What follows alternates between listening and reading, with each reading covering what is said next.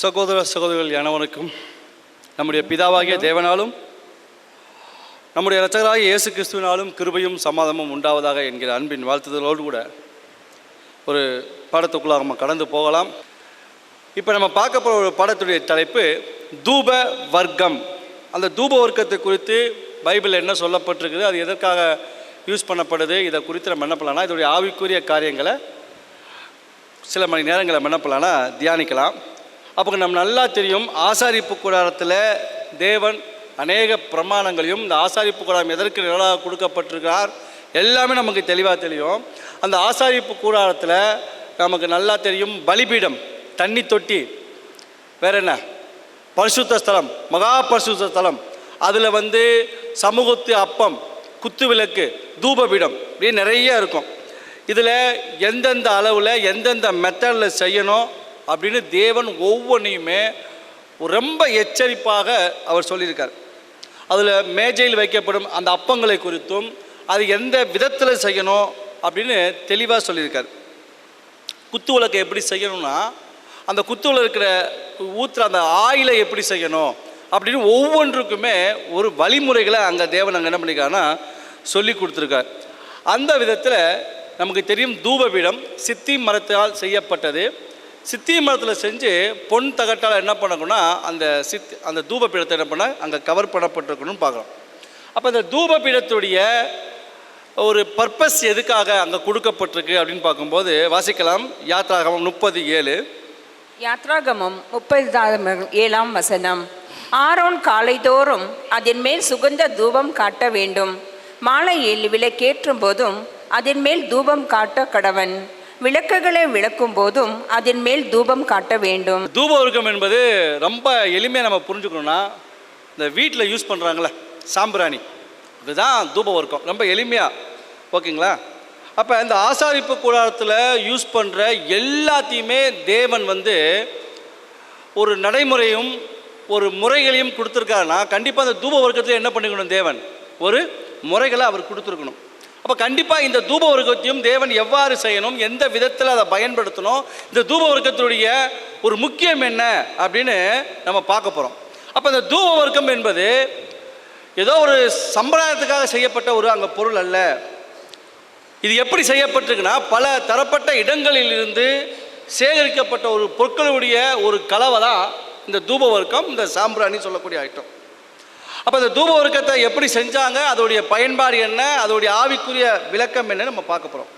இப்போ ஒரு கேள்வி, இந்த வெறும் சாம்பிராணி இந்த தூப வர்க்கம் இருக்கிற அந்த தூப வர்க்கம் மட்டும் இருந்தால் அதுலேருந்து வாசனை வந்துடுமா, அதுலேருந்து புகை தூபம் வந்துடுமா? வெறும் தூபம் வந்துடுமா? வராது. என்ன வேணும்? நெருப்பு வேணும். நெருப்பு வேணும். அப்போ அந்த நெருப்பை எங்கேருந்து எடுக்கணும்? அந்த நெருப்பை எங்கேருந்து எடுக்கணுங்க? பலிபீடத்திலிருந்து அந்த நெருப்பை நம்ம என்ன பண்ணால் எடுக்கணும். மாறாக வேற எங்கேருந்தாவது அக்னியை கொண்டு வந்துட்டா அது என்ன அக்னி? அந்நிய அக்னி. அப்படி கொண்டு வந்தவங்க என்ன ஆயிடுவாங்க? அங்கேயே அறுப்புண்டு போவாங்க, செத்து போவாங்க. அதுக்கு நமக்கு நல்ல நிறைய உதாரணங்கள் நம்ம பார்த்துருக்கோம். இப்போ இந்த தூப வர்க்கத்தை அவங்க எப்படி செய்கிறாங்க அப்படின்னு பார்க்கும்போது யாத்ராகமம் 30:34. யாத்ராகமம் 30:34 பின்னும் கர்த்தர் மோசையை நோக்கி, சுத்த வெள்ளை போலமும் குங்குளியமும் அல்பான் பிசினியுமாகிய கந்த வர்க்கங்களையும் சுத்தமான சாம்பிராணியையும் நீ சமநிறையாக எடுத்து. இப்போ பாருங்க, நான் ரொம்ப கண்டென்ட்டை சுருக்கி நான் சாராம்சத்தை மட்டும் சொல்கிறேன். மொத்தம் 4 பொருட்கள் சொல்லப்பட்டிருக்குது. 4 பொருட்கள் சொல்லப்பட்டிருக்குது. ஒன்று என்னங்க? ஃபர்ஸ்ட் வெள்ளை போலம், இரண்டாவது குங்கிலியம், அடுத்து அல்பான் பிசினுமாகிய கந்தக வர்க்கம், நான்காவது சுத்தமான சாம்பிராணிய என்ன பண்ணணுமா? சம நிறைவான ஈக்குவலா எடுத்துக்கணும். ஓகேங்களா? ஈக்குவலா எடுத்துக்கணும். இப்போ இந்த பொருள்கள்லாம் என்ன நம்ம பார்க்கலாம். இந்த வெள்ளை போலம் என்பது என்னன்னு பார்த்தீங்கன்னா ஒரு முரு அப்படின்ற ஒரு முள் மரத்துலேருந்து வரக்கூடிய ஒரு பிசின், ஒரு தைலம்.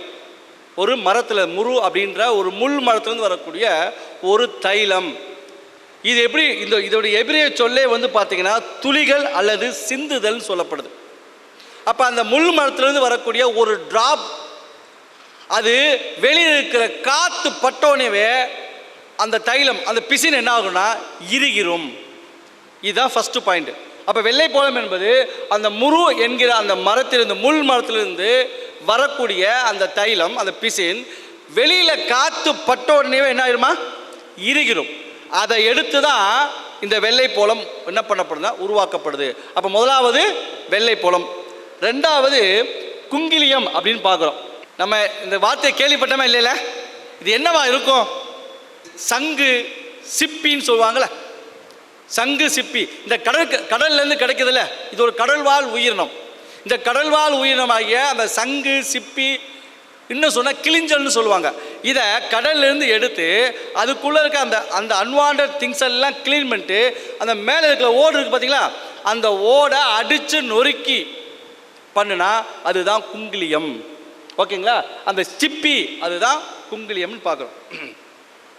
அடுத்ததாக அல்பா பிசின். அது என்னது அல்பா பிசின்? இது பார்த்தீங்கன்னா ஃபெருலா அப்படின்ற ஒரு பூச்செடியிலிருந்து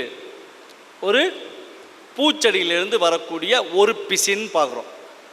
இதில் வேரில் இருந்தோ இல்லை அந்த தண்டில் இருந்தோ ஒரு சின்ன கீரல் போட்டாங்கன்னா அந்த கீரலிருந்து வரக்கூடிய அந்த பால் என்ன ஆகுதுன்னு பார்த்தீங்கன்னா பிசினாக வருது. அந்த பிசினை எடுத்து தான் இந்த அல்பான் பிசின் அப்படின்னு சொல்லக்கூடிய அந்த ஒரு மெத்தட் வருது. மூணாவது, அப்போ வெள்ளைப்போளம் பார்த்தாச்சு, குங்கிலியம் பார்த்தாச்சு. இது வந்து பார்த்தீங்கன்னா ஒரு பூச்செடியிலிருந்து வரக்கூடிய ஒரு கீரல், அந்த கீரலிருந்து வரக்கூடிய அந்த பால் எடுத்து தான் என்ன பண்ணுறாங்கன்னா இந்த அல்பான் பிசின்னு சொல்லக்கூடாது. அடுத்து சாம்பிராணின்னு பார்க்குறோம். இந்த சாம்பிராணி வந்து பார்த்தீங்கன்னா இது ஒரு வகையான மரத்திலிருந்து வரக்கூடிய ஒரு பிசின் தான். அந்த மரத்தை கத்தியிலையோ இல்லைன்னா ஒரு கடப்பாறையிலையோ என்ன பண்ணுவாங்கன்னா வெட்டி விட்டுருவாங்க. இந்த ரப்பர் மரத்தில் பண்ணுறாங்கள, ரப்பர் மரத்துலேருந்து ரப்பர் எடுக்கிறாங்கள, அந்த மெத்தட்லேருந்து எடுக்கக்கூடியதாக இந்த சாம்பிராணி. அப்போ 4 பொருள்கள் என்னென்னு பார்க்குறோம்: வெள்ளைப்போளம், குங்கிலியம், அல்பான் பிசின், 4வது சாம்பிராணி. இதை என்ன பண்ணணுமா? சம நிறைவாக. அப்போ சம நிறைவுனா இப்போ உதாரணத்துக்கு வெள்ளைப்போளம் 1 கிலோ எடுத்தால் மற்ற எல்லா பொருளையும் எப்படி எடுக்கணுங்க? 1 கிலோ தான். அதே ஒரு கிலோ இருக்கணும். மொத்தம் 4 கிலோ. அப்போ 4 கிலோனா அதில் வெள்ளைப்போளம் 1 கிலோ இருக்கணும், குங்கிலியம் 1 கிலோ இருக்கணும், அல்பான் பிசின் 1 கிலோ இருக்கணும், சாம்பிராணி 1 கிலோ இருக்கணும். இப்படி சம நிறைவாக என்ன பண்ணணும்னா அதை எடுத்து 35ஆம் வசனம் வாசிக்கும் போது பார்த்தீங்கன்னா, தைலக்காரன் செய்கிறது போல அதற்கு பரிமள ஏற்றி துப்புரவான பரிசுத்த என்ன பண்ணுமா தூப வர்க்கமாக்கி அப்படின்னு பார்க்குறோம். பரிமளம் ஏற்றோம்னா ஒரு பதப்பட்ட ஒரு நிலைமை, ஒரு சுத்திகரிக்கப்பட்ட நிலைமை, ஒரு பர்ஃபெக்டான ஒரு மெத்தடில் வரக்கூடிய ஒரு மெத்தடில் என்ன பண்ணணும்னா அதை என்ன பண்ணணும்னா ரெடி பண்ணிக்கணும்னு பார்க்குறோம். அந்த பக்குவம் வரும் வரைக்கும் அந்த ஆசாரியன் அதை செய்யணும் அப்படின்னு பார்க்குறோம். செஞ்சுட்டு அதை வந்து 36ஆம் வசனம் நீங்கள் வாசித்து பார்த்தீங்கன்னா, அதை கொஞ்சம் என்ன பண்ணால் பொடியாக செய்து நீ என்ன பண்ணால் பரிசுத்த ஸ்தலத்தில் வச்சுக்கோ. அது என்னவா இருக்குன்னா உனக்கு கர்த்தருக்கு வந்து அது ரொம்ப பரிசுத்தமானது அப்படின்னு சொல்கிறார். ஏன்னு செஞ்சாங்கன்னா செஞ்சுட்டு இப்போ இது வந்து கர்த்தருக்கு பரிசுத்தமானது. இந்த பரிசுத்தமானதை யாரும் என்ன பண்ணிடக்கூடாதா? வசனம் வாசிங்க. இப்போ இந்த தூப வர்க்கத்தை நீ செய்ய வேண்டிய முறையின்படி உங்களுக்காக செய்து கொள்ளலாகாது. இது கர்த்தருக்கென்று உனக்கு பரிசுத்தமா இருப்பதாக. இதற்கு ஒப்பானதை முகரத்திற்காக செய்கிறவன் தன் ஜனத்தில் இராதபடி அறுப்புண்டு போக கடவன் என்றார். அப்ப இது கர்த்தருக்கு பரிசுத்தமானது. இந்த கர்த்தருக்கு பரிசுத்தமான இந்த மெத்தடில் செஞ்ச இந்த சாம்பிராணிய இது நல்லா இருக்குது, இதை நம்ம வீட்டுக்கு செஞ்சுக்கலாம், நம்ம ஓன் யூஸுக்கு செஞ்சுக்கலாம், என்ன பண்ணிடக்கூடாதுங்க? செஞ்சிடக்கூடாது. ஏன்னா இது கர்த்தருக்கு மகிமையானது. இது யாருக்கு தான் செய்ய வேண்டியதுங்க? இது தேவனுக்கு செய்ய வேண்டியது. இதை கொண்டு வந்து என்ன பண்ணிடக்கூடாதுன்னா நம்முடைய ஓன் யூஸுக்கு என்ன பண்ணிடக்கூடாதா? செஞ்சிடக்கூடாது. செஞ்சா என்ன ஆயிடுவாங்களா? அங்கே தன் ஜனத்தில் இராதபடிக்கு என்ன பண்ணுவாங்களா? அறுப்புண்டு அவங்க போயிடுவாங்கன்னு பார்க்குறோம். அடுத்ததாக லேவியராகமம் 16ஆம் அதிகாரம் 12ஆம் வசனம், கர்த்தருடைய சந்நிதியில் இருக்கும் பலிபீடத்தின் மேல் உள்ள நெருப்பு தணலினால் தூப கலசத்தை நிரப்பி பொடியாக்கப்பட்ட சுகந்த தூப வர்க்கத்திலே தன் கைப்பிடிகள் நிறைய எடுத்து திரைக்கு உட்புறமாய் கொண்டு வந்து என்ன பண்ணணும் பாருங்க. இது ரொம்ப ஒரு முக்கியமான வசனம். இது கர்த்தருடைய சந்நிதியில் இருக்கும் பலிபீடத்தின் மேல் உள்ள நெருப்பு தணலினால் நம்ம பார்த்துட்டு இருக்குன்னு. இது என்ன பண்ணணும்னா பலிபீடத்தில் இருக்கிற நெருப்பில் தான் அந்த தூப பீடத்தை போடணுமா. எப்படி எடுக்கணுமா? எவ்வளோ எடுக்கணுமா? கைப்பிடிக்கு நிறைய எடுத்து தன் கைப்பிடிகள் நிறைய எடுத்து திரைக்கு உட்புறமாக கொண்டு வந்துன்னு பார்க்குறோம். ஓகேங்களா? அப்போ எவ்வளோ எடுக்கணும்? கைப்பிடி அளவில். கைப்பிடினா எவ்வளோ எடுப்பீங்க? இதுக்கு அளவே சொல்லலை பாருங்க. அந்த தூப வர்க்கத்தை 4 சரிசமமாக எடுத்துக்கணும். எடுத்துக்கிட்டு பலிபீடத்தில் இருக்கிற அக்னியில் எடுத்துக்கணும். எடுத்துக்கிட்டு இந்த தூப வர்க்கத்தை பொடியாக செஞ்சு வச்சுக்கணும். வச்சுட்டு எவ்வளோ எடுக்கணுமா? அளவு சொல்லலை, கைப்பிடி. ஓகேங்களா? இப்போ இந்த கைப்பிடி எப்படி வரும்? எப்படி வரும்? இப்படியா? இப்படியா? கைப்பிடியா? ஆனால் நல்லா புரிஞ்சுக்கணும். இப்படி அள்ளணும். எப்படி? இப்படி அள்ளணும். இப்படி இல்லை, இப்படி அள்ளணும். ஏன்னு கேட்டிங்கன்னா அதுக்கு அடுத்து சொல்லக்கூடிய மெத்தடை பாருங்கள். இப்படி அள்ளணும். இப்போ நான் இப்படி அள்ளுறேன்னு வச்சுங்களேன், எனக்கு எவ்வளோ வரும்னு நினைக்கிறீங்க? சும்மா ஒரு வெயிட்டேஜ் சொல்லுங்கள். இப்படி நான் 2ஐயும் சேர்த்து வச்சு அள்ளுறேன்னு வச்சுங்களேன், எவ்வளோ வரும்னு நினைக்கிறீங்க? ஒரு 1/4 கிலோ வருமா? சரி, சிஸ்டர் எல்லாம் எவ்வளோ வரும்? 1/2 கிலோ வரும். அந்த சிஸ்டர் பிரதர் எல்லாம் கம்மி வரும். அப்போ இந்த கைப்பிடிகள் என்பது அது என்னன்னா ஆளுக்கு என்ன ஆகும்? மாறும். அப்போ ஒவ்வொரு ஆசாரியனும் கைப்பிடி, ஏன் கைப்பிடி ஏன் பக்கம் ஒரு மாதிரி இருக்கும், அவங்க பக்கம் ஒரு மாதிரி இருக்கும், இன்னொருத்தருடைய பக்கம் ஒரு மாதிரி இருக்கும். 4னா 500 கிராம் வரலாம், இன்னொருத்தர் ஆள்னா 750 கிராம் வரலாம், இன்னொருத்தர் ஆள்னா 1 கிலோ வரலாம். ஓகேங்களா? இந்த பாயிண்ட் எதுக்குன்னா இப்போ நம்ம பார்க்குறோம் அடுத்த பாயிண்ட். ஓகேங்களா? அப்போ ஒவ்வொருத்தருக்குமே ஒவ்வொரு விதமாக வரும். இதுக்கு அளவு கொடுக்கல. ஒவ்வொரு கைப்பிடி அளவாக அள்ளுங்கன்னா எந்த அளவுக்கு அள்ளணும்னு பார்க்க போகிறோம். ஓகேங்களா? இப்படி அந்த கைப்பிடியை எடுத்து இந்த மாதிரி அந்த தூப பீடத்தில் போடணும். ஓகேங்களா? ஏன் போடணும் அப்படின்னா அந்த தூப பீடத்தில் போட்டோன்னே பரிசுத்த ஸ்தலத்தில் ஃபுல்லாக என்ன ஆயிருங்க? ஃபஸ்ட்டு புகை வந்துடும். அதுக்கப்புறமா அந்த புகை எங்கே போகும்? மகா பரிசுத்த ஸ்தலத்துக்குள்ளே போகும். ஓகேங்களா? இப்படி மகா பரிசுத்தத்தில் போகும்போது அங்கே என்ன நடக்கும் அப்படின்னு நம்ம பார்க்கலாம். சரி, ஓகே. ஆரோன் எப்போ உள்ளே போவார்? பிரதான ஆசாரியன் ஆரோன் எப்போ போவார்? வருஷத்துக்கு ஒரு முறை போவார். அந்த பாவ நிவாரண நாளில் போவாருங்களா? இப்போ பாவ நிவாரண நாளில் போகும்போது டக்குன்னு உள்ளே போயிடுவாரா? உள்ளே போக முடியுமா? பாவ நிவாரண நாளில் பிரதான ஆசாரியன் உள்ளே போகிறாரு. எங்கே கடந்து? அந்த பரிசுத்த ஸ்தலத்திலிருந்து மகா பரிசுத்த ஸ்தலத்துக்குள்ளே உள்ளே போகிறாரு. அப்படி போனா உடனே போயிட முடியுமா? போக ஏன் போக முடியாது? போனால் என்ன ஆயிடுவாருங்க? ஏன் செத்து போவார்? பாருங்க, வசனம் பாருங்க. லேவியராகமம் 16:13 தான் சாகாதபடிக்கு, தான் சாகாதபடிக்கு. அப்போ உள்ள போனா என்ன பண்ணிடுவாங்க? அவரு செத்து போயிடுவாரு. அப்ப தன் சாகாதபடிக்கு அவர் என்ன பண்ணணுமா? தூப மேகமானது, அந்த புகை, அந்த தூபம் சாட்சிப்பட்டின் மேல் இருக்கும் கிருபாசனத்தை மூடத்தக்கதாக கர்த்தருடைய சந்நிதியில் அக்னியின் மேல் தூப விளக்கத்தை போட கடவன். இப்பதான் நமக்கு ஒரு பாயிண்ட் இப்போ நல்லா புரிஞ்சுக்கணும். பிரதான ஆசாரியனாகிய ஆரோன் உள்ள போகணும்னா அங்க என்ன இருக்கணும்? மேக, அந்த புகை, அந்த தூபம் எதை மூடி இருக்கணுமா? கிருபாஸ், அந்த உடன்படிக்கை பெட்டியவே என்ன பண்ணிருக்கணுமா? மூடி இருக்கணுமா? இப்போ அவருக்கு மூடி இருக்குன்னு இவருக்கு எப்படி தெரியும்? இவர் எங்க இருக்காரு? பரிசுத்த இருக்காரு. அந்த ஸ்கிரீனை தாண்டி உள்ள போகணும். அது மூடிச்சு எப்படி தெரியும்? இப்ப இவர் பரிசுத்த தலை இருக்கிற தூப பீடத்துல இவர் என்ன போடணும்? என்ன போடணுங்க? தூபத்தை போடணும். அப்படி தூபம் போட்டோன்னே பரிசுத்த ஸ்தலம் ஃபுல்லா புகையிரும், அந்த தூபம் வந்துடும். அது அப்படியே அடுத்த ஸ்கிரீனை தாண்டி மகா பரிசுத்தத்துக்குள்ள என்ன பண்ணி ஆகும்? ஃபுல்லா டிராவல் ஆகி போகும். உள்ள போக போக ஃபுல்லா ஃபில் ஆயிட்டு என்ன பண்ணி ஆகும்? இப்போ ஓகே, ஃபில் ஆயிடுச்சு. இப்போ என்ன ஆகுதுங்க? இப்போ நம்ம என்ன பண்ணலாம்? உள்ள போகலாம் அப்படின்னு என்ன பண்ணிக்கலாம்? இப்போ அவர் புரிஞ்சுக்கலாம்.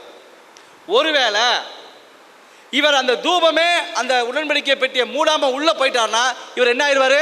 செத்துருவார். ஏன்னா வசனம் சொல்லுது தன் சாகாதபடிக்கு. ஓகேங்களா? அப்புறம் என்ன ஆயிடுவாருங்க? செத்துருவாருன்னு பார்க்குறோம். இப்போ ஓகே, இப்போ கைப்பிடி எப்படி எடுத்து போடணும்? இப்போ கை நிறைய எடுத்து போடலைன்னா என்ன வந்துருங்க? அவர் உள்ள எங்க போக முடியாது? ஏன்னா இவர் எவ்வளவுக்கு எடுத்து போடுறாரோ அந்த அளவுக்கு தான் என்ன வருங்க. புரியுதா உங்களுக்கு? அப்ப கைப்பிடி எவ்வளவு முக்கியம் பாருங்க. அதாவது அளவு கொடுக்கல, எடுத்து போடக்கூடிய ஆசாரியனுடைய கையில் இருக்குது. இப்ப நம்மலாம் யாரு? ஓகேங்களா? ஒவ்வொருத்தருக்கும் ஒரு கை இருக்குதா? புரியுதுங்களா உங்களுக்கு? இது நம்மளுடைய இண்டிவிஜுவல்.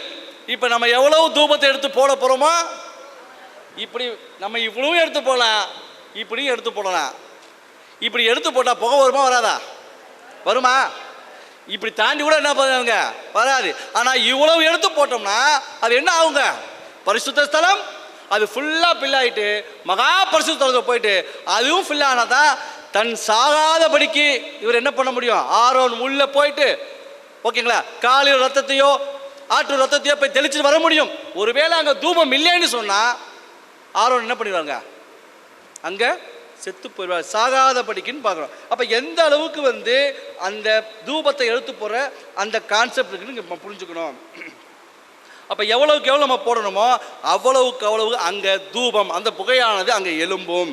இது ஒரு முக்கியமான ஒரு பாயிண்டாக பார்த்துக்கிறோம். அடுத்து அப்போ நம்ம இந்த தூபம்னா என்னென்னு பார்த்துட்டோம், இன்னும் என்னென்னு பார்க்கல, அதோடைய லிட்ரல் பார்த்துட்டோம். இது 4 பொருட்களால் செய்யப்பட்டிருக்கணும், எப்படி செய்கிறாங்கன்னு பார்த்துட்டோம், இதை எப்படி அப்ளை பண்ணுறாங்கன்னு பார்த்துட்டோம். இதை ஆவிக்குரிய அர்த்தத்தை நம்ம பார்க்கலாம், வாசிக்கலாம். இந்த தூப வர்க்கம் என்பது எதை அடையாளப்படுத்துது? வெளிப்படுத்தல் 5ஆம் அதிகாரம் 8ஆம் வசனம். அந்த புஸ்தகத்தை அவர் வாங்கின போது அந்த 4 ஜீவன்களும் 24 மூப்பர்களும் தங்கள் தங்கள் சுர மண்டலங்களையும் பரிசுத்தவான்களுடைய ஜெபங்களாகிய தூப வர்க்கத்தால் நிறைந்த பொற்கலசங்களையும். இப்போ இந்த தூப வர்க்கம் எதை அடையாளப்படுத்துது? இந்த தூப வர்க்கம் எதை அடையாளப்படுத்துதுங்க? பரிசுத்தவான்களுடைய ஜெபம். யார் அந்த பரிசுத்தவான்கள்? எந்த ஊரில் இருக்காங்க? நம்முடைய ஜெபம் தானே. சரி, ஓகே. அப்போ தூப வர்க்கம் எதை அடையாளப்படுத்துது? ஜெபம். யாருடைய ஜெபம்?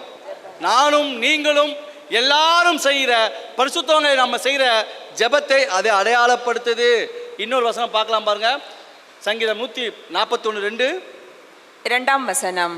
என் விண்ணப்பம் உமக்கு முன்பாக தூபமாகவும் என் கையெடுப்பு அந்திபலியாகவும் இருக்க கடவது. என் விண்ணப்பம் உமக்கு முன்பாக எப்படி இருக்குதா? தூபமாக இருக்கிறது. அப்ப நம்முடைய ஜெபம் தேவனுக்கு முன்பாக எப்படி இருக்குதா? தூபமாக இருக்குதுன்னு பார்க்குறோம். அப்போ இப்போ நம்ம பார்க்குற அந்த தூப வர்க்கம் என்பது எதை அடையாளப்படுத்துது அப்படின்னா, நம் செய்கிற ஜெபத்தை அடையாளப்படுத்துது. இப்போ நம்ம ஜெபம் பண்ணுறோமே, அந்த ஜெபத்தை பற்றி இது பேசுதா? நம்ம காலையிலும் மாலையிலும் ஜெபம் பண்ணுறோமே, அதுதான் தூப வர்க்கமா? அப்போ நமக்கு நல்லா தெரியும், ஜெபம் சப்ஜெக்ட் நம்ம கேட்டிருக்கோம், ஜெபம்னா என்னன்னு நமக்கு நல்லா தெரியும். ஓகேங்களா? அப்போ இந்த தூப வர்க்கம் எதை அடையாளப்படுத்த போகுதுன்னு பார்க்கலாம். சரி, ஓகே. நம்ம எல்லாருமே ஜெபம் பண்ணுறோம்ல, நம்ம எல்லாருமே ஜெபம் பண்ணுறோம். எப்படி ஜெபம் பண்ணுறோம்? எடுத்தோடனே தேவனுடைய மகிமைப்படுத்தக்கூடிய, தேவனுடைய நாமத்தை பிரஸ்தாபப்படுத்தக்கூடிய, அவரை புகழக்கூடிய வார்த்தைகளை நம்ம என்ன பண்ணுவோங்க? முதல்ல சொல்லுவோம். ரெண்டாவது, இது எதுக்கு அடையாளமாக நம்ம சொல்கிறோன்னு பார்க்கும்போது பாருங்கள், இன்னொன்று, நம்ம கண்களை மூடி ஜெபம் பண்ணுங்கன்னு சொல்கிறோம்ல, கண்களை மூடி ஜெபம் பண்ணுன்னு சொல்லுவோம். அப்படி கண்களை மூடி ஜெபம் பண்ணு சொல்லும்போது நம்முடைய சிந்தனை, நம்முடைய மைண்ட் எங்கே போகுதுங்க?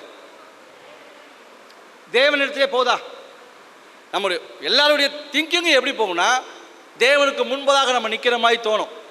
ரெண்டாவது, தேவன் ஒரு சிங்காசனத்தில் நிற்கிற மாதிரி தோணும். ஒவ்வொருத்தருக்கும் என்ன ஆகுங்க? ஒரு சிந்தனைக்குள்ளே நம்ம போவோம், தப்பில்லை. அப்போ நாம் ஜெபிப்பது என்பது எங்கே போகிறது? ரொம்ப முக்கியமான பாயிண்ட், நல்லா கவனமாக கவனிங்க. நாம் ஜெபிப்பது என்பது நம்ம எங்கே போய் நிற்கிறோம்? தேவ சமூகத்தில், தேவனிடத்தில் போய் நம்ம என்ன பண்ணுறோம்? நிற்கிறோன்னு அர்த்தம். ஆனால் நல்லா புரிஞ்சுக்கோங்க, தேவனிடத்தில் ஒருத்தர் போகணும் அப்படின்னு சொன்னால் எப்போ போக முடியும்? ஆரோன் எப்போ போக முடியும்? வருஷத்துக்கு ஒரு முறை தான் போக முடியும். எல்லா நாளும் போக முடியுமா? பிரதான ஆசாரியன் போக முடியாது. வருஷத்துக்கு ஒரு முறை மாத்திரம் போகக்கூடிய அந்த கிருபாசன தண்டை, பரலோகத்துக்கு சாட்சியாக இருக்கக்கூடிய தேவன் இருக்கக்கூடிய அந்த இடத்துக்கு வருஷத்துக்கு ஒரு முறை தான் போக முடியும். ஆனால் நாம ஜெபிக்கிறோம்ல, அப்போ அந்த ஜெபம் என்பது இப்போ நம்ம எல்லாம் என்ன சொல்கிறோம்னா, நம்ம என்ன ஃபீல் பண்ணுறோம்னா, தேவனிடத்துக்கே போகிற மாதிரி, தேவனுடைய சமூகத்துக்கே போகிற மாதிரி. இந்த வாய்ப்பை யார் கொடுத்தது? வருஷத்துக்கு ஒரு முறை மட்டும்தான் ஆசாரியர் நாங்கள் போக முடியும். ஆனால் இப்போ நம்ம நினைச்ச நேரமெல்லாம் ஜெபம் பண்ணுறோமா? இப்படி ஜெபம் பண்ணும்போது நாம் எங்கே நின்று ஜெபம் பண்ணுறோம் நம்ம ஃபீல் பண்ணுறோம்? தேவ சமூகத்தில், தேவனிடத்தில். இது எப்படி வந்துச்சு? வசனம் எபிரேயர் 4ஆம் அதிகாரம் 16ஆம் வசனம் சொல்லும்போது பாருங்க, ஆதலால் நாம் இரக்கத்தை பெறவும் ஏற்ற சமயத்தில் சகாயம் செய்யவும் கிருபை அடையவும் தைரியமா என்ன பண்ணுங்க? கிருபாசன தண்டையிலே சேரக்கடவோம். நீ தைரியமா வாங்க. ஏன்னா தமது மாம்ச திரையின் வழியாக ஆண்டவராகிய இயேசு கிறிஸ்து நமக்கு என்ன பண்ணிருக்காரு? இந்த சுவிசேஷ யுகத்தில் எப்பனாலும் யாருனாலும் என்ன பண்ணலாங்க? விசேஷமாக தேவனுடைய பரிசுத்தவான்கள் தேவனிடத்தில் போய் நிற்பதற்கு ஆண்டவராகிய இயேசு கிறிஸ்து என்ன பண்ணிருக்கார்? நமக்கு ஒரு வாய்ப்பை கொடுத்திருக்கிறார், ஒரு கிருபையை கொடுத்திருக்கார். ஆனால் அன்னைக்கு பிரதான ஆசாரியன் வருஷத்துக்கு அங்கே ஒரு முறை மாத்திரம்தான் போக முடியும். ஆனால் இன்னைக்கு நம்ம எப்பனாலும் என்றாகலாம், எப்பனாலும் தேவ சமூகத்தை போய் ஜெபம் பண்ணலாம். ஆனால் இப்போ ஒரு கேள்வி, இப்போ அன்னைக்கு பிரதான ஆசாரியன் வருஷத்துக்கு ஒரு முறை மாத்திரம்தான் போனார். ஆனால் இன்னைக்கு நம்ம எப்பனாலும் போகலாமா? ஆனால் எப்பனாலும் போனாலும் ஒரு நீதி இருக்குது. என்ன நீதி? அன்னைக்கு பிரதான ஆசாரியன் உள்ள போகும்போது டக்குன்னு போயிட்டாரா? ஏன் போகல? இல்லை இல்லை, அந்த தூபம் என்ன பண்ணணுங்க? அந்த கிருபாசனை ஃபுல்லாக க்ளோஸ் ஆகணும்ல. அப்போ இன்னைக்கு நம்ம எப்பனாலும் போனாலும் கூட நமக்கும் ஒரு நீதி இருக்குல்ல. அந்த நீதி என்ன? அந்த தூப வர்க்கம் என்ன பண்ணியிருக்கணுங்க? அந்த உடன்படிக்கை பெட்டி என்ன பண்ணிருக்குங்க? முடிக்கணும். அந்த நீதி மாறுமா? அந்த நீதி மாறலை. ஆனால் அன்னைக்கு வருஷத்துக்கு ஒரு முறை போனார். இன்னைக்கு நம்ம எப்பனாலும் போவோம். ஆனால் எப்பனாலும் போகிற மாதிரி இருந்தாலும் அந்த நீதி, அந்த அந்த அந்த தூபம் என்ன பண்ணணும்னா அந்த கிருபாசன தண்டையை அங்கே மூடணும். அப்போ நம்ம இன்னைக்கு தேவனை மகிமைப்படுத்துகிறோம், துதிக்கிறோம், உள்ளே போகிறோம். ஆனால் நல்லா புரிஞ்சுக்கணும், வெறும் வாயின் வார்த்தைகளால் நம்ம என்ன பண்ணிட முடியாதுங்க. நம்ம பாட்டு பாடியோ தேவனை வந்து அப்படிப்பட்டது இப்படிப்பட்டது சொல்லி நம்ம என்ன பண்ணிட முடியாதுங்க, நம்ம செஞ்சிட முடியாது. மாறாக அங்கே என்ன நடந்துருக்கணுங்க? அந்த தூபம் என்ன பண்ணியிருக்கணும்னா ஃபுல்லாக என்ன பண்ணியிருக்கணுங்க? கவர் ஆகியிருக்கணும். அப்போ வெறும் வாயின் வார்த்தைகளால் நம்ம என்ன பண்ண முடியாதுங்க. வசனத்தினாலும் அல்ல, நாவினாலும் அல்ல, என்ன பண்ணுமா? கிரையினாலும் உண்மையினாலும் நம்ம என்ன பண்ணுமா? அன்பு கூற கடவோம் அப்படின்னு பார்க்கணும். அப்போ நம்ம நல்லா தெரியும், தேவனை வெறும் வாயின் வார்த்தைகளை துதிக்கிறது துதி கிடையாது, அவரை மகிமைப்படுத்துறது மகிமை கிடையாது. அது எப்படிப்பட்டதாக இருக்குன்னா நம்முடைய கிரியையில், நம்முடைய உண்மையில் அங்கே இருக்குது. அப்போ தூப வர்க்கம் என்பது எதை அடையாளப்படுத்துது? லிட்டரலாக பண்ணக்கூடிய ஜபத்தையா இல்லை நம்முடைய வாழ்க்கையவா? தூப வர்க்கம் என்பது எதை அடையாளப்படுத்துதுங்க? நம்முடைய வாழ்க்கையை அடையாளப்படுத்துது. நம்முடைய ஆவிக்குரிய வாழ்க்கை தான் தூப வர்க்கம். இதைத்தான் ஆண்டவர் சொல்றார். மத்தேயு 7ஆம் அதிகாரம் 21ல் மத்தேயு 7ஆம் அதிகாரம் 21ஆம் வசனம், பரலோகத்தில் இருக்கிற என் பிதாவின் சித்தத்தின்படி செய்கிறவனே பரலோக ராஜ்யத்தில் பிரவேசிப்பானே அல்லாமல் என்னை நோக்கி கர்த்தாவே கர்த்தாவே என்று சொல்லுகிறவன் அதில் பிரவேசிப்பதில்லை. அப்போ வெறுமனே நம்ம வந்து டெய்லி அவருடைய நாமத்தை துதிக்கிறோம்னு சொல்லிட்டு நம்முடைய கிரியைகளை உண்மை இல்லைன்னா நம்ம என்னதான் கர்த்தாவே கர்த்தாவேன்னு சொன்னாலுமே அங்கே என்ன ஆகாதுங்க, நம்ம பிரவேசிக்க முடியாது. தேவன் ஆண்டவர் இயேசு கிறிஸ்துவின் மாம்ச திரையின் வழியாக நம்ம எல்லாத்துக்கும் கிருபை பாராட்டியிருக்கார். எப்பனாலும் நம்ம தேவ சமூகத்தில் போய் நிற்கலாம். ஆனால் நீதி அந்த தூப வர்க்கத்தால் அந்த கிருபாசன தண்டை என்ன பண்ண மூடி இருக்கணும். வெறும் வாயின் வார்த்தைகளை சொன்னோம்னா கண்டிப்பாக நம்ம என்ன பண்ண முடியாதுன்னா தேவ சமூகத்தில் போய் சேர முடியாது. என்னிடத்தில் என்ன பண்ண முடியாதுங்க, பிரவேசிக்க முடியாது. அப்போ இதை வந்து பர்ஃபெக்டாக கிரியைகளை செஞ்சது யாருன்னா நம்முடைய ஆண்டவராகிய இயேசு கிறிஸ்து. நமக்கு அவர் தான் ரோல் மாடல், நம்முடைய மணவாளன். அவர் சொல்கிறார் பாருங்க, என்னை அனுப்பினவர் என்னோடு கூட என்ன பண்ணுறாருன்னா இருக்கிறார். பிதாவுக்கு பிரியமானவரை நான் எப்பொழுதும் செய்கிறபடியால் அவர் என்னை தனியே இருக்க விடவில்லை. அப்போ ஆண்டவராக இயேசு கிறிஸ்து எப்போவுமே யார் கூட இருந்திருக்காருங்க? தேவனோடு இருந்திருக்கார். இவர் யாருக்கு அடையாளமாக இருக்கிறார்? மோசேக்கு அடையாளமாக எடுத்திங்கன்னா, மோசே எப்போனா என்ன பண்ணலாங்க? போயிட்டு வரலாம். ஆனால் ஆசாரியர்கள் நாம வருஷத்துக்கு இன்னைக்கு அவர் ஆண்டவராக இயேசு கிறிஸ்துவின் மாம்ச வாழ்க்கையின் மூலமாக, அந்த ஈடுபடியின் மூலமாக நாம் எல்லாருமே இன்னைக்கு உள்ளே போவதற்கு நமக்கு வாய்ப்பு கொடுத்துருக்கிறார். அப்படி உள்ளே போகணும் அப்படின்னா கூட நம்முடைய ஆவிக்குரிய அந்த தூப வர்க்கம் என்னது எப்படி இருக்கணும்னா, நம்ம ஜப வாழ்க்கை, நம்முடைய ஆவிக்குரிய வாழ்க்கை எப்படி இருக்கணும்னா, அது தூப வர்க்கமாக அங்கே இருக்கணும். அப்போ இந்த தூப வர்க்கத்தை அப்படியே வச்சுருந்தா வாசம் வந்துடுமா? நெருப்பில் போடணும். அங்கே லிட்டலாக நெருப்பில் போட்டாங்க. இப்போ நம்மளை எல்லாத்தையும் நெருப்பில் போட்டால் என்ன ஆயிருமா? அப்போ நமக்குள்ள என்ன வந்தால் நம்முடைய வாழ்க்கையில் அந்த தூபம் வரும், அந்த புகை வரும்? பாடுகள் வரணுமா? சோதனைகள் வரணுமா? அப்போ அக்னி என்பது எதை அடையாளப்படுத்துது? சோதனைகளை, பாடுகளை அடையாளப்படுது. அப்போ நம்ம ஆவிக்குரிய வாழ்க்கையில் நம்ம தூப வர்க்கமாக இருந்தாலும் இதிலிருந்து வாசனை வரணும்னு சொன்னால் நமக்கு என்ன வரணும்? கண்டிப்பாக சோதனையும் பாடுகளும் வரணும். பாருங்க, மத்தேயு 5:16. மத்தேயு 5:16. இவ்விதமாய் மனுஷர் உங்கள் நற்கிரைகளை கண்டு பரலோகத்திருக்கிற உங்கள் பிதாவை மகிமைப்படுத்தும்படி உங்கள் வெளிச்சம் அவர்கள் முன்பாக பிரகாசிக்க கடவது. உங்களுடைய நற்கிரைகளை கண்டு பரலோகத்திற்கு பிதாவை மகிமைப்படுத்துவார். அப்போ இந்த நற்கிரைகள் எப்படி வருங்க? நமக்கு நம்மகிட்ட அன்பு இருக்குது, நம்ம கீழ்ப்படிந்த பிள்ளை அப்படின்னு எப்போதான் தெரியும்? நமக்கு ஒரு சோதனையோ, ஒரு பாடுகளோ, ஒரு உபத்திரங்களோ வந்தால் தான் நம்மிடமிருந்து என்ன பண்ணணும்னா அந்த நறுமணம் வரும். இல்லைன்னா அந்த நறுமணம் என்ன பண்ணாதுன்னா வெளியே வராது. எப்படி 5:8 வாசிக்கும் போது பாருங்க, அவர் குமாரனாய் இருந்தும் பட்ட பாடுகளினால என்ன பண்ணிட்டாரா? கீழ்ப்படுதலை கற்றுக்கொண்டு. அவருக்கு முன்னாடி கீழ்ப்படுதல் இல்லாமல் இருந்தாரான்னு கேட்டீங்கன்னா அப்படி இல்லை. அவர் பூரணமாக வந்தவர், இன்னும் பரிபூர்ணத்தை அந்த தாழ்மைக்குள்ள போய் என்ன பண்ணுறாருன்னா அந்த கீழ்ப்படுதல், அந்த அந்த சோதனை மூலமாக அவர் அங்கே நிரூபித்து காமிச்சார். இன்னைக்கு அவரை பின்பற்றி நாம கூட தூப வர்க்கமாக இருக்கணும். அதுலேருந்து ஒரு நல்ல ஒரு வாசம் வரணும்னா நமக்கு எது ரொம்ப முக்கியமாக இருக்குதுங்க? சோதனை ரொம்ப முக்கியமாக இருக்குது. அப்போ தூப வர்க்கம் என்பது புது சிருஷ்டியுடைய வாழ்க்கை அப்படின்னு பார்க்கணும். இப்போ தூப வர்க்கம் என்பது நம்முடைய வாழ்க்கை. இந்த வாழ்க்கையில் 4 பொருட்கள் மிக்ஸ் ஆகிருக்கணும். ஏன்னா தூப வர்க்கம் எப்படி பண்ணாங்க?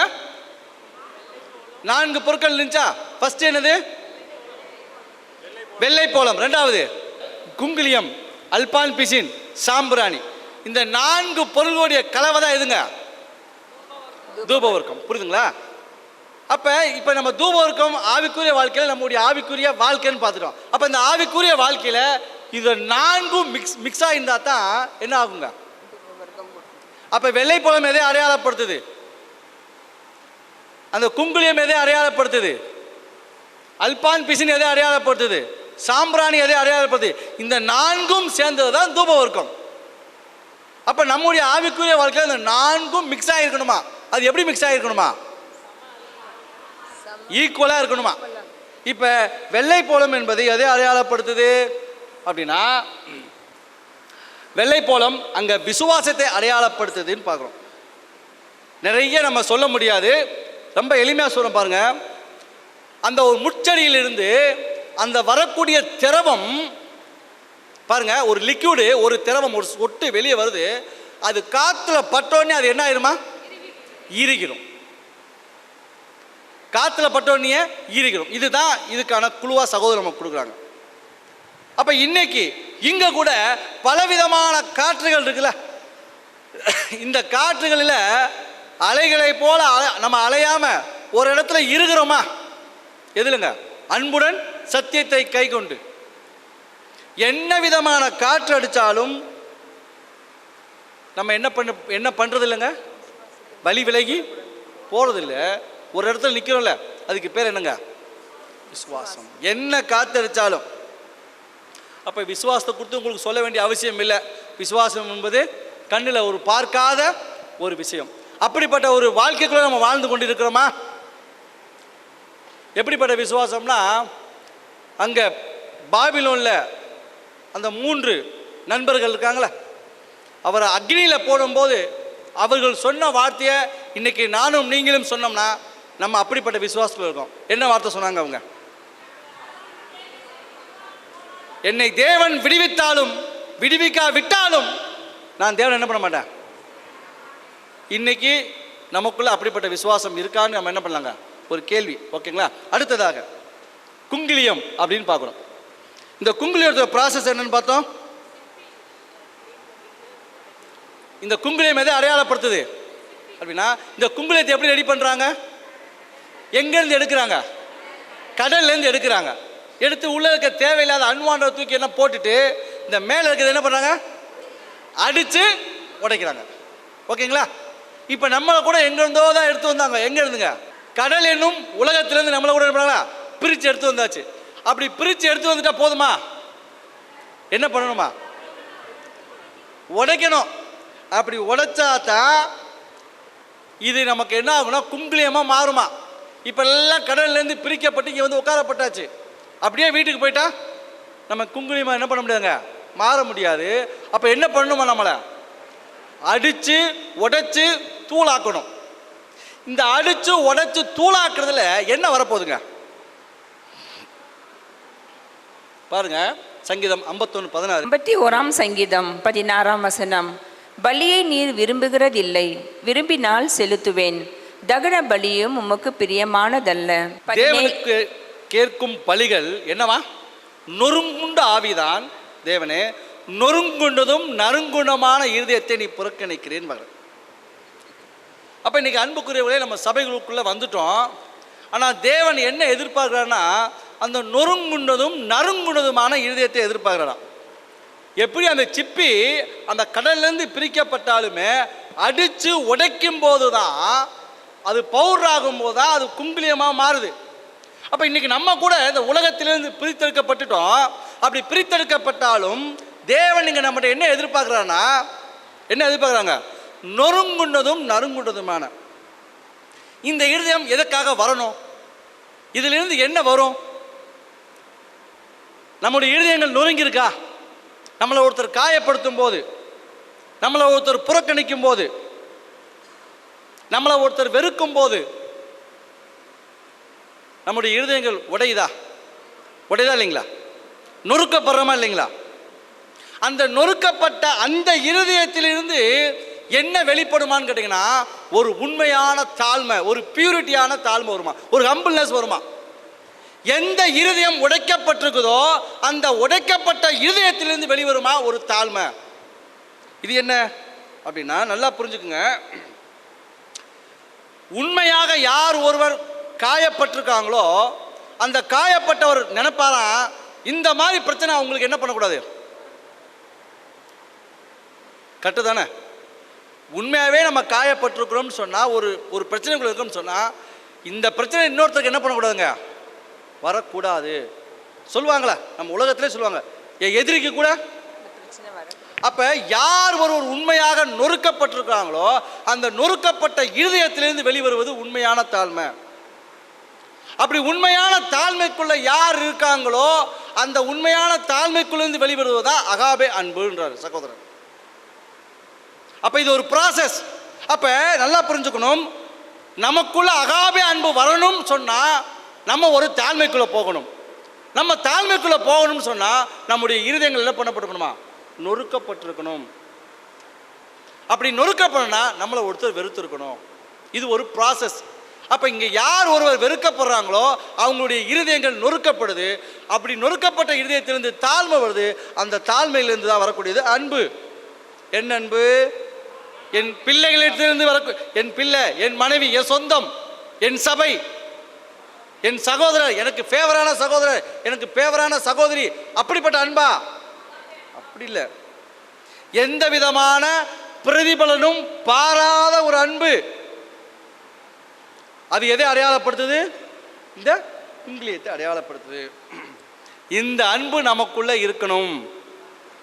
இந்த அன்பு நமக்குள்ள இருக்கணும். அந்த நொறுங்குண்ட இதயத்தில் தாங்க இந்த குங்கிலியம் வருதுன்னு பார்க்குறோம். அடுத்து அல்பான் பிசின் அப்படின்னு பார்க்கக்கூடியது பார்த்தீங்கன்னா, அந்த மரத்தை என்ன பண்ணுவாங்கன்னா ஒரு கீறல் போடுவாங்களாம். ஒரு கீறல் போடுவாங்களாம். அந்த கீறலிருந்து அந்த அந்த பிசின் என்ன பண்ணுமா, வெளியே வருமா.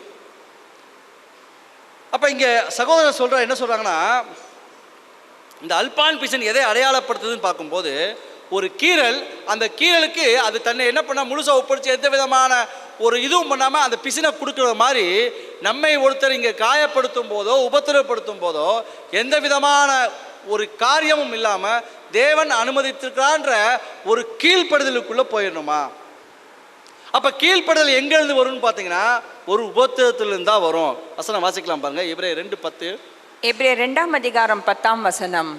ஏனென்றால் தமக்காகவும் தம்மாலையும் சகலத்தையும் உண்டாக்கினவர் அநேக பிள்ளைகளை மகிமையில் கொண்டு வந்து சேர்க்கையில் அவர்களுடைய ரட்சிப்பின் அதிபதியை உபத்திரவங்களினாலே பூரணப்படுத்துகிறது அவர் கேட்டதா இருந்தது.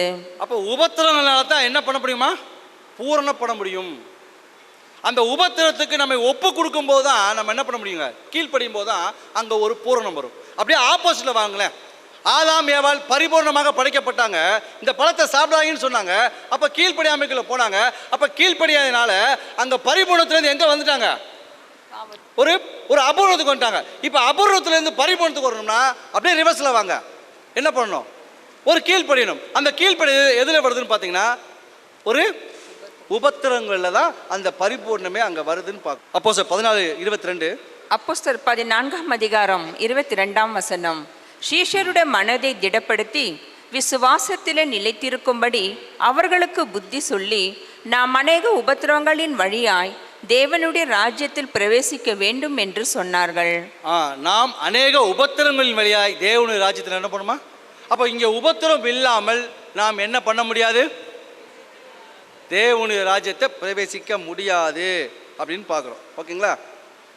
அடுத்ததாக நம்ம பார்க்குறது பார்த்திங்கன்னா, கடைசி என்ன பாட்டு, சாம்பிராணின்னு பார்க்குறோம். ஓகேங்களா. சாம்பிராணி எதை அடையாளப்படுத்துது அப்படின்னு பார்க்கும்போது அது துதித்தலை அடையாளப்படுத்துது. ஓகேங்களா. இந்த துதித்தல் என்பது எதை அடையாளப்படுத்துது பாருங்க, சங்கீதம். பரிசுத்த அலங்காரத்துடனே கர்த்தரை தொழுது கொள்ளுங்கள், பூலோகத்தாரே நீங்கள் யாவரும் அவருக்கு முன்பாக நடுங்குங்கள். பரிசுத்த அலங்காரம் சொன்னால் அது ஒரு சுத்தம், ஒரு உண்மைத்தன்மையை குடிக்குது, ஒரு அப்பழுக்கற்ற நிலைமை. அதுதான் அங்கே சாம்பிராணியை அடையாளப்படுத்துது. ரோமர் 12:1 வாசிக்கும் போது நமக்கு நல்லா தெரியும். அங்கே என்ன பண்ணா, தேவனுக்கு பிரியமான என்ன பண்ணுமா, ஜீவ பலியாக ஒப்பு கொடுக்க வேண்டும். அங்கே என்ன பண்ணாங்கன்னா, இந்த உலகத்துக்கு இங்கே என்ன பண்ணாதீங்க, வேஷம் தரிக்காதீங்கன்ட்டார். இந்த உலகத்துக்கு என்ன பண்ணாதீங்க, வேஷம் தரிக்காதீங்க. தேவனுக்கு எது நன்மை எது பிரியம்னு என்ன பண்ணுங்க, நீங்கள் பார்த்து பண்ணுங்க அப்படின்ட்டு. சரி, கன்க்ளூஷன் வந்துடலாம். தூப வர்க்கம் என்பது நம்முடைய வாழ்க்கை. அந்த தூப வர்க்கத்தில் மொத்தம் 4 இருக்கணும். ஓகேங்களா. முதலாவது என்ன இருக்கணுங்க, விசுவாசம். ரெண்டாவது அன்பு. மூன்றாவது கீழ்ப்படிதல். நான்காவது துதித்தல், அது உண்மை. ஓகேங்களா. இதை என்ன பண்ணணுமா, 4மே சமமா எடுக்கணுமா. ஓகேங்களா. அன்பை மட்டும் ஒரு கிலோ எடுத்துக்கினேன், கீழ்ப்படுதல் இல்லாமல் இருந்தால் எப்படி இருக்கும். நான் எல்லாத்தையும் அன்பு செய்கிறேன், ஆனால் நான் கொஞ்சம் தேவனுடைய கட்டளைகளுக்கு சத்தியங்களுக்கு நான் என்ன பண்ண முடியாது, ஒபே பண்ண முடியாது. நான் ஒபே பண்ணுறேன், ஆனால் அவர்கிட்ட என்ன அன்பு செய்ய முடியாது சொன்னால். நான் எல்லாமே செய்கிறேன், அன்பு செய்கிறேன், கீழ்ப்படுகிறேன், ஆனால் அதில் உண்மைத்தன்மை இருக்காதுன்னு சொன்னால் என்ன பண்ணாதுங்க, சரியாது. அப்போ நம்முடைய ஆவிக்குரிய வாழ்க்கையில் இந்த 4ம் என்ன பண்ணி ஆகணும். அப்படியே சொல்லுங்க அப்போ, 4 என்னன்னு சொல்லுங்க பாப்பா. விசுவாசம், அன்பு, கீழ்ப்படிதல், உண்மைத்தன்மை, துதித்தல். இந்த 4ம் எடுத்து எப்படி எடுக்கணுமா, சமமா எடுக்கணும். எப்படி எடுக்கணுமா, கை நிறைய எடுக்கணும். இப்படி கொஞ்சமா எடுக்கலாமா, இப்படி கொஞ்சமா எடுத்தா தூபம் வருமா. இப்படி கை நிறைய எடுத்தா தான் என்ன வரும், அதுல தூபம் புகை வரும். அந்த புகை எங்க போகுமா, பரிசுத்த ஸ்தலம். ஃபர்ஸ்ட் பரிசுத்தத்தையும் மகா பரிசுத்தத்தையும் நீங்க பிரிங்க. மகா பரிசுத்தத்தை யார் இருக்கா, தேவன் இப்ப எங்க இருக்காரு, பரலோகத்தில் இருக்காரு. இப்ப நம்ம எங்க இருக்கோம், பூமியில பரிசுத்தம் இருக்கோம். இப்ப இங்க நீங்க எவ்வளவோ நல்ல கை நிறைய எடுத்து போட்டதா என்ன வரும், தூபம் வரும். அது எங்கே போகணும்? பரலோகத்துக்கு போகும். நம்ம கையில் தூபத்தை எப்படி எடுக்கிறதுங்க? கை நிறைய எடுக்கிறது இல்லை. இந்த அன்பை கை நிறைய எடுக்கிறது இல்லை. கீழ்ப்படுத்த கை நிறைய எடுக்கிறது இல்லை. விசுவாசத்தை நம்ம கை நிறைய எடுக்கிறது இல்லை. அந்த உண்மைத்தன்மை நம்ம கை நிறைய எடுக்கிறது இல்லை. இந்த நான்கும் சரி சமமாக கையில் எடுத்து நம்ம என்ன பண்ணணும்னா, அந்த தூபபீடத்தில் போடும்போது தான் பரிசுத்த ஸ்தலம். இந்த உலகத்தில் நம்முடைய நற்கிரியைகளை கண்டு நம்முடைய கிரியை அவங்களுக்கு எப்படிமா இருக்கணுமா? நம்மளை பார்த்துட்டாங்கன்னா எப்படி இருக்குங்க அவளுக்கு? இவங்களான்னு சொல்கிற மாதிரி இருக்குதா, இல்லை இவங்களா அப்படி சொல்கிறவங்களுக்கு இருக்குதா? அப்போ நம்ம பரிசுத்த ஸ்தலம் முழுக்க அந்த புகை போகணும். நம்முடைய கிரியைகள் தேவனிடத்தில் போய் சேரணும். அது ரிட்டர்ன் ஆகி நம்ம போய் மறுபடியும் போய் சேரணும். இது இங்கேயே சுற்றுற அளவுக்கு நம்ம தூக்கி போட்டோம்னா நம்ம என்ன பண்ண முடியாதுங்க. அங்கே மகா பரிசுத்த ஸ்தலத்துக்கு போகிறதுக்கான சமிக்கை நமக்கு கிடைக்காது. ஏன்னா அந்த பகை போய் திரும்பி வரணும். அந்த ஃபீல் நமக்கு என்ன ஆகாதுங்க, கிடைக்காதுன்னு பார்க்குறோம். ரிட்டர்ன் ஆகணும். வசனம் நமக்கு நல்லா தெரியும். உன் கைக்கு நேரிடு எதுவோ என்ன பண்ணுமா, நம்ம செய்யறதுக்கு நேரிடு எதுவோ அதை என்ன பண்ணுமா, முழு மனசோட முழு ஆத்மாவோட முழு பலத்தோடு நம்ம என்ன பண்ணுமா செய்யணும். அப்போ நமக்கு என்னெல்லாம் வாய்ப்பு கிடைக்குது, எதை செய்ய முடியும் இந்த ஊழியத்தில், சகோதரர்களுக்கு அன்பு செய்கிற விஷயத்தில் நமக்கு எங்கெல்லாம் வாய்ப்பு கிடைக்குதோ அதை நம்ம என்ன பண்ணக்கூடாதுன்னா விசனமாய் செஞ்சிடக்கூடாதுங்க. அதை நம்ம என்ன பண்ண மனமும் வந்து செய்யணும். அதுதான் நம்ம கையில் எடுக்கிறதுங்க. அதை மனப்பூர்வமாக செய்யணும். அந்த சாக்ரிஃபைஸ் நம்ம இடத்துல இருந்து அது மனப்பூர்வமாக வரணும். இந்த வாழ்க்கை, இந்த ஜீவியம், இந்த வேலை, இந்த ஹெல்த்து, இந்த ஜீவன் எல்லாமே தேவனுக்கும் தேவன் கொடுத்த சகோதரர்களுக்கும் ஐக்கியத்துக்கும் அப்படின்ற அந்த சிந்தை, அந்த அர்ப்பணிப்பு நம்ம மனசில் வரணும். அது எவ்வளோக்கு எவ்வளோ வருதோ அப்போ தான் நம்ம கைகளை ஃபுல்லாக எடுத்து போட முடியும். அந்த தூப பீடத்தில் போட முடியும். நம்முடைய வாழ்க்கையை போட முடியும். அந்த வாழ்க்கை தான் மற்றவர்களுக்கு வெளிச்சமாக இருக்கும். ஒளி வந்துருச்சு, ஒளியை வாங்கி உள்ளே வச்சுக்கிட்டோம்னா என்ன ஆகுமா? இங்கே விளக்கு தண்டை என்ன பண்ணணுமா, விளக்க கொளுத்தி எதில் வைக்கணுமா, மரக்கால வைக்கணும். நம்ம என்ன பண்ணிக்கிறோம், மரக்கால வச்சு மூடிக்கணும் இருக்குமா, பக்கத்துல சேர்த்து மூடிக்கணும் இருக்கோம். நானும் எரியக்கூடாது, நீ என்ன பண்ணிடக்கூடாது, நீ எரியக்கூடாது. ஆனால் வசனம் சொல்லுங்க, நீங்கள் உலகத்துக்கு என்னவா இருக்கீங்க, வெளிச்சமாக இருக்கீங்கன்னு சொல்லுது. அப்போ அன்புக்குரியவர்களே, இது ஒரு எச்சரிக்கையான ஒரு பாடம். தன் சாகாத படிக்கு, நம் வாங்கிய இந்த ஜீவனை இழந்து போகாத படிக்கு இந்த தூப வர்க்கத்தை கைகளால், கை நிறைய அந்த அன்பை இருக்கட்டும், அந்த கீழ்ப்படுதல் இருக்கட்டும், அந்த விசுவாசத்தை இருக்கட்டும், அந்த உண்மைத்தன்மை இருக்கட்டும், நம்ம என்ன பண்ணணும்னா அந்த தூப பீடத்தில் போடணும்.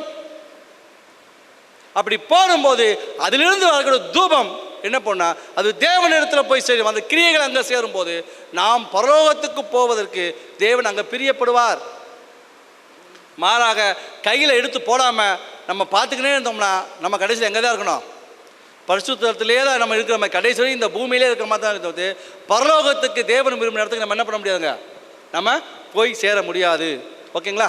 அதை புரிந்து கொண்டு நம்முடைய வாழ்க்கையை இனிமேலாவது நம்ம என்ன பண்ணுங்க, நாம் எல்லாரும் கைகள் எடுத்து அந்த தூபத்தை போட தேவன் தான் நம்ம ஒவ்வொருவரையும் ஆசீர்வதித்து வழி நடத்துவாராக. ஆமீன்.